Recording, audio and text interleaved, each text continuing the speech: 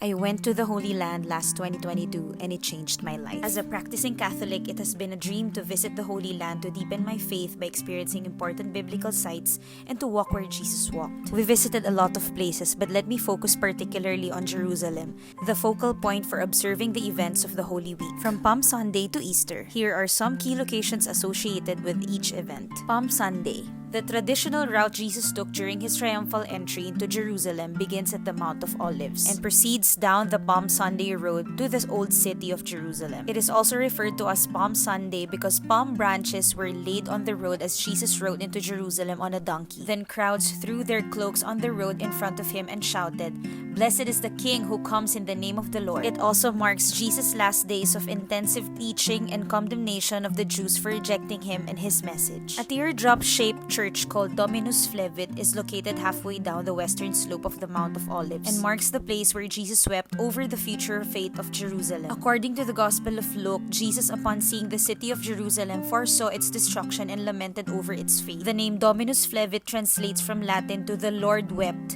reflecting this poignant moment. Holy Monday. When Jesus arrived at the temple, he found the courts full of corrupt people. He began overturning their tables and clearing the temple, saying, "The scriptures declare, 'My temple will be a house of prayer,' but you have turned it into a den of thieves." Holy Tuesday is Jesus' preparation of his disciples for what is to come. Holy Wednesday, where Judas betrayed Jesus. Maundy Thursday. We went to the most significant room in history where a lot of important events in the Bible took place.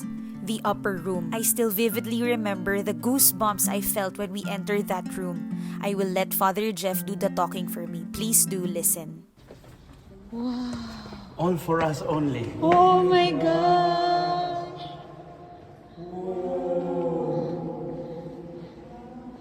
The upper room.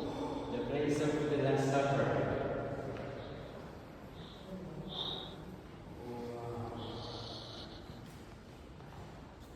Dito rin po ginanap yung washing of the feet, the service, no?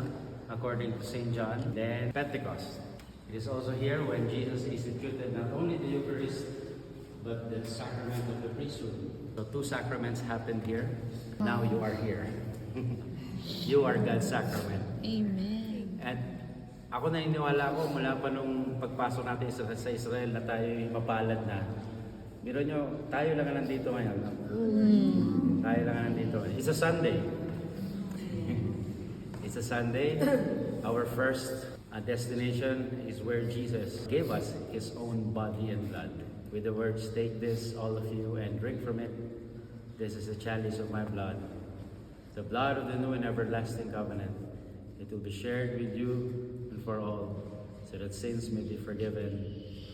Do this in memory of me." What happened here 2,000 years ago may not happen again. It will not happen again. It's once and for all.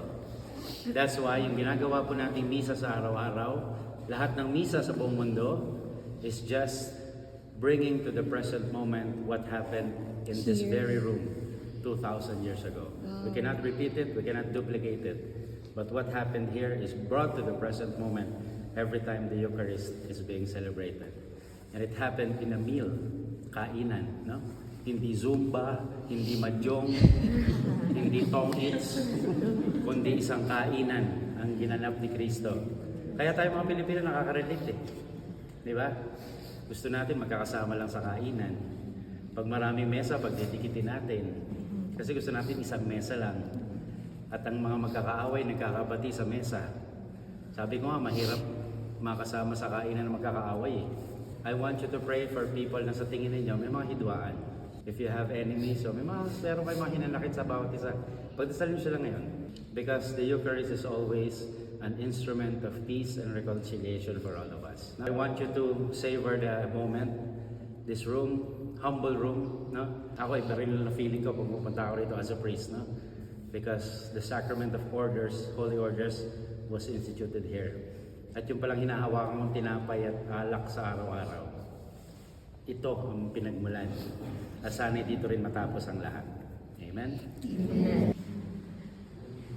By Pope Francis celebrated Mass here before the pandemic.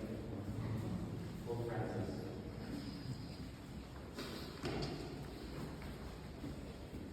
After the Last Supper, Jesus and his disciples left the upper room and crossed the Kidron Valley to reach the Garden of Gethsemane, which was located at the foot of the Mount of Olives. In the Garden of Gethsemane, Jesus experienced deep anguish and prayed fervently and agonized to God before his arrest. It was during this time that Judas Iscariot arrived with a group of temple guards to arrest Jesus, leading to his subsequent trial and crucifixion. That's it for now. If you want to know where Jesus was scourged and crucified, follow me for part 2.